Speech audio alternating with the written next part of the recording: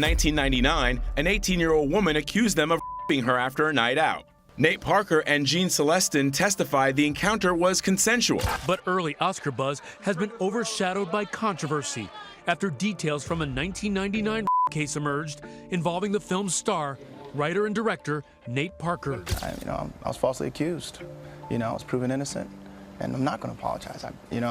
For that. I feel terribly about that situation, but all I see are the things I regret. This is what the actor and filmmaker Nate Parker said on August 2022, recalling one of many disastrous moments in 2016. Remember him? Yeah, he used to be hailed as the next Denzel Washington after his breakout performance in The Great Debaters back in 2007. And in 2010, he was almost cast as Martin Luther King Jr. in Selma. Then came 2016, the year he made his directorial debut with The Birth of a Nation. But then everything went topsy-turvy. For the past 8 years, if anyone's even thought of Nate Parker, it's been through this murky lens of, well, not so great memories. The whole saga about a decades-old charge from his college days that somehow resurfaced right as he was making waves in the industry. Sure, he was acquitted, but the damage was done. Suddenly, this charismatic actor-turned-director found himself on the outs with both the industry and the public. And this was all going down before Harvey Weinstein's downfall and the whole #MeToo movement took off. It's like he got handed a one-way ticket to Hollywood's blacklist, and it's been a wild ride ever since. So, without further ado, let's dive into the messy saga that is Nate Parker's fall from grace. As you know, going into details, trying to relitigate a case is not something I'm willing to do. So, back in his college days at Penn State in the late 90s, Nate and his wrestling buddy Jean Celestin got accused of some serious stuff, R-wording a fellow student. Now, Parker got off the hook, but Celestin was initially found guilty, although that verdict got overturned later on. Fast forward a decade or so, and Parker's in the limelight with his Nat Turner flick, breaking sales records at Sundance and gearing up for the Oscars. But then, the whole R case resurfaces, and it's like deja vu all over again. Turns out, the woman involved tragically took her own life back in 2012, which only added fuel to the fire. We're talking about is what happened in 1999 with the woman who is now deceased who took her own life. Now, you'd think Parker would have handled the PR nightmare like a pro. Instead, he stumbled through a last-minute damage control campaign, which only made things worse. And just like that, the debate about separating the art from the artist was front and center. Let's do a quick rundown into the messy timeline of these charges and their aftermath. All right, so let's rewind to the summer of '99. Nate Parker, sophomore at Penn State, meets this freshman gal we'll call Jane Doe, thanks to a mutual friend. They kick it at her dorm room, but things take a turn when Parker wants to get frisky, and she's not down for it. As Doe later testifies, "I didn't want to have sex, but I didn't want to leave it at nothing." Next day, Parker's supposed to meet Jane at a bar, but he's fashionably late. While she's waiting, she throws back a couple of drinks, courtesy of a construction worker and some dude named Rujagana Kavamahanga. Now here's where it gets messy. In court, they bring up the possibility that Jane's meds and the booze might have knocked her out cold. So midnight rolls around, Parker finally shows up, and they bounce to Kavamahanga's place with a crew. A friend later claims she wasn't really making that much sense and was talking very loud, while Kavamahanga says she was coherent but noticeably drunk. Another friend later testifies that Parker told her Jane Doe was extremely intoxicated. Parker later disputes this, saying Doe didn't drink around me and sure didn't seem drunk that night. Once Doe enters the apartment, accounts continue to diverge. Doe claims she fell asleep quickly and then woke up to find Parker and Celestin, his roommate, having sex with her. "I just remember opening my eyes and seeing Nate having with me. It was just a split second, and then awake again and somebody just on top of me other than Nate." In his statement to police, Celestin claims that Doe pulled him by the hand into Parker's room, began having sex with Parker, and gestured for him to join. Parker, too, maintains the sex was consensual. Kavamahanga later testifies that Parker told him he and Celestin had run a train on Doe.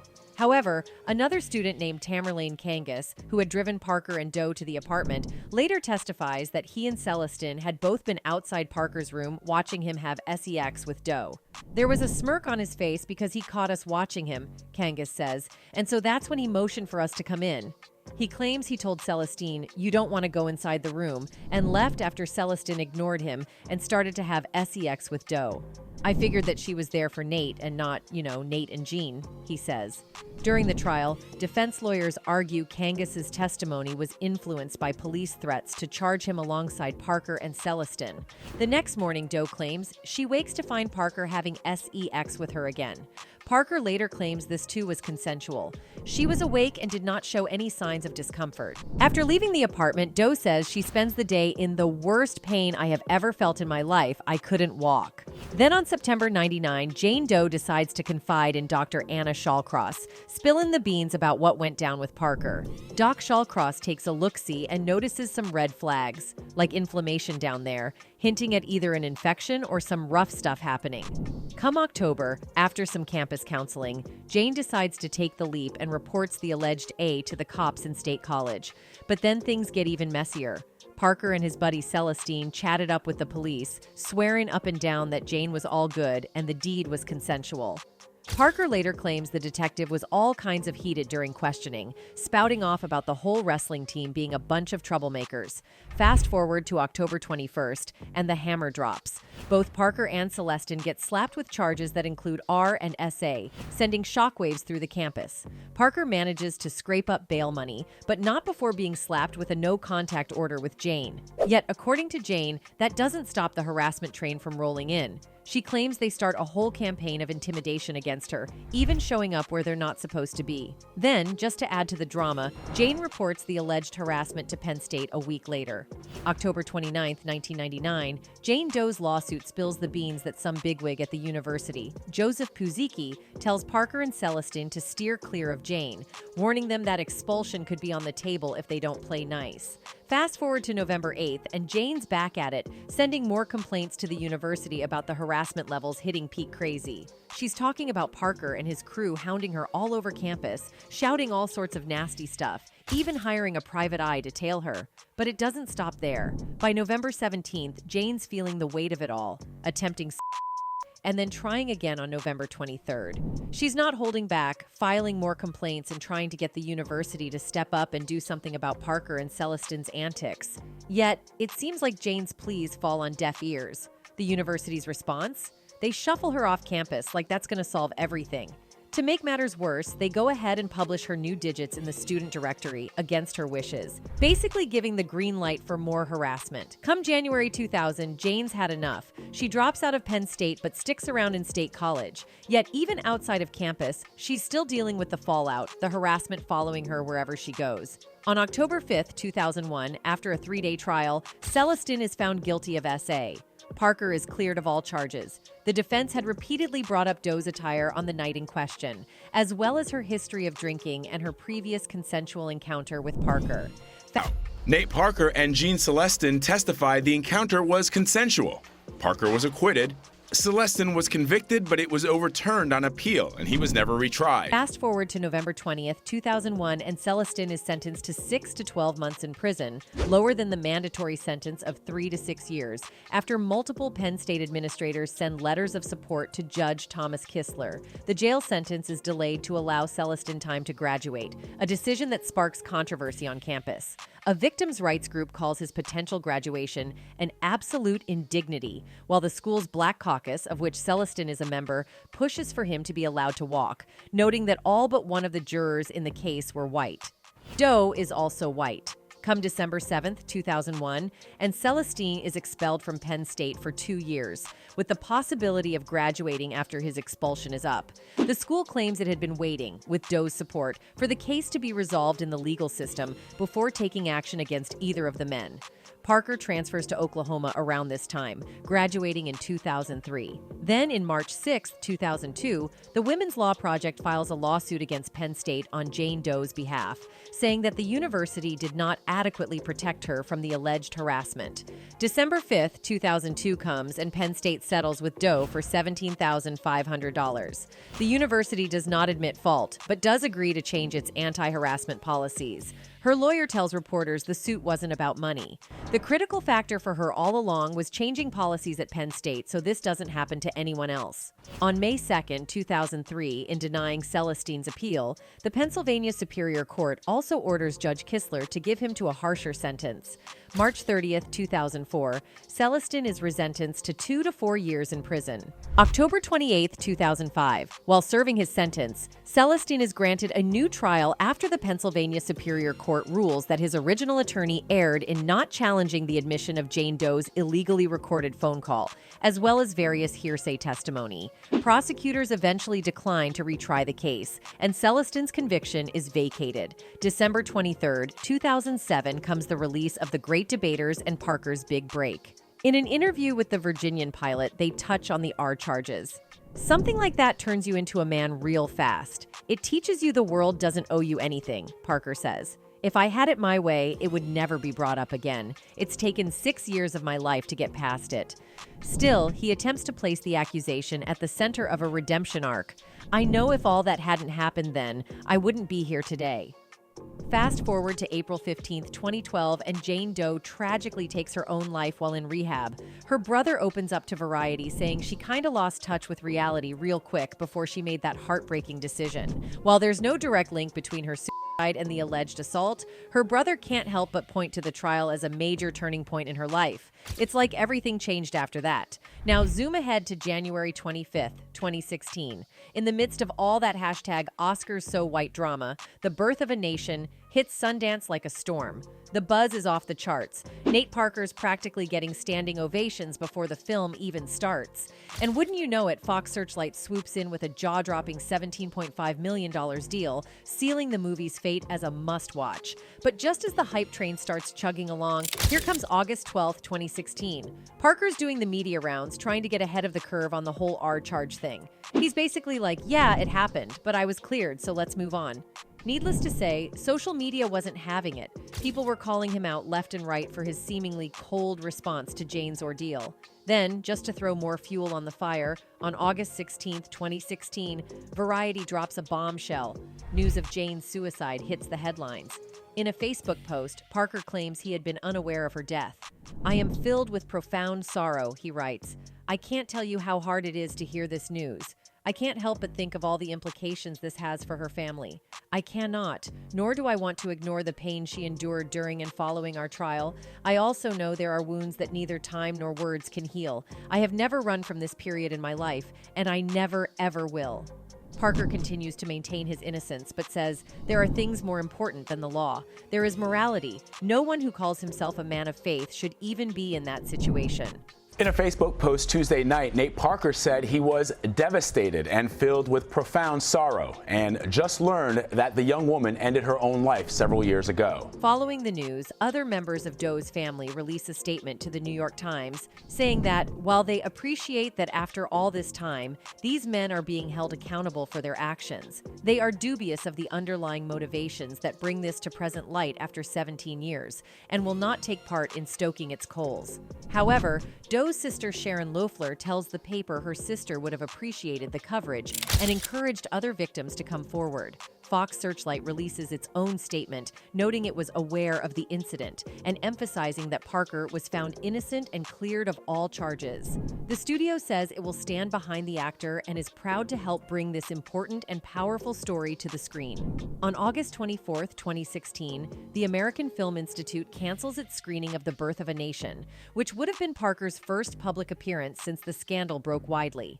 Next up, August 25, 2016, and 4 of Parker's old college buddies jump in the ring, penning an open letter to vouch for his innocence. They blame the prosecution on the intense racial hostilities on campus at the time, saying investigators threatened various witnesses and coerced Kangas into changing his testimony. They also categorically deny Doe's claims that Parker and Celestine harassed her. On September 2, 2016, Birth of a Nation actress Gabrielle Union, a R survivor, pens an op-ed in the Los Angeles Times about the state of stomach-churning confusion she's been in since learning of the allegations. Though Union says she cannot take these accusations lightly, she says she hopes the film's release will spur a much-needed conversation about SA.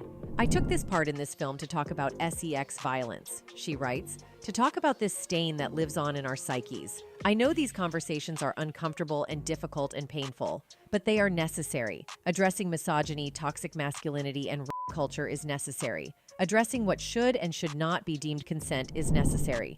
I took the film because it dealt with, because my character was, and I wanted to show the impact on the psyche and on the family. October 2nd, 2016. Nate Parker's hitting up Anderson Cooper on 60 Minutes, ready to spill the tea on the whole case. He's pretty upfront, saying he doesn't carry guilt for what went down that night, but he admits it wasn't exactly a shining moment for him, especially as a Christian. And while he's bummed about Jane Doe's tragic end, he's not exactly handing out apologies left and right. At some point, I have to say it, I was falsely accused. I went to court. I sat in trial. I was vindicated. I was proven innocent. I was vindicated. And I feel terrible that this woman isn't here. I feel terrible that her family had to deal with that. But as I sit here, an apology is no. Do you feel guilty about anything that happened that night? I don't feel guilty. Next day, October 3rd, 2016, and Parker's back on the morning circuit, this time chatting it up on Good Morning America. He's basically echoing what he told Anderson Cooper: no guilt, no apologies. I was falsely accused. I was proven innocent, and I'm not going to apologize for that. I was falsely accused. I was proven innocent, and I'm not going to apologize. For that. I feel terribly about that situation, but the thing is, all the drama basically the birth of a nation. Fox Searchlight pulled its planned awards campaign push for the film, giving it only a limited release. Birth of a Nation grossed just $16.8 million worldwide. Fast forward to 2019, and Parker's finally ready to open up about the whole mess. At a press conference in Venice, he admitted to being tone deaf to criticism of his response at the time. The last 3 years have been such a learning experience for me, Parker said. The reality is that 3 years ago, I was absolutely tone deaf to the realities of certain situations that were happening in the climate. There were a lot of people that were hurt by the way I responded and how I approached things, and I apologize to those people. It has been a journey. I feel very blessed to be here, to be at the Venice Film Festival with a film I believe so desperately in. But even this appearance wasn't enough to remove the stigma that followed him around. After the phone stopped ringing and all the buzz around him, good and bad died down, the world around Nate Parker fell silent. He had become almost entirely isolated, recalls his friend Oyolowo. People who he had called friends or thought of as friends, desperate not to be caught on the wrong side of this, stopped calling. He became radioactive. So where has the fallen star been for the last 8 years? Quietly living life with his wife and children, building tree houses, working on his own films, one of which he's hoping will soon get picked up, and volunteering his time to causes fighting for gender and racial justice and the prevention of violence against women. You don't just walk through the doors of these places and say, "Sit me down with survivors," he tells the Washington Post. What actually happens, or what happened with me, was there was a series of conversations or visiting sites where there are no survivors until you realize that the very people who are touring you around are survivors themselves. The actor also insists that he in no way wants his volunteer work to be seen as self-serving, which is apparently received well by some of the organization leaders he works with. It's exceedingly rare that we see people who have engaged in harmful behavior engage in that work in a way that isn't about repositioning themselves for power, says Shauna Thomas, co-founder and executive director of domestic A survivors advocacy group Ultraviolet. But, she continues, that doesn't mean it couldn't happen. It's good for men, especially, to see that they have a role to play, whether they've caused harm or not. Who's to know whether or not we'll ever see Nate Parker take the big screen once again, or if he's even worthy of this level of redemption? But according to Parker himself, he's not looking for it. Let us know what you think about all this in the comments below, and we'll catch you in the next video.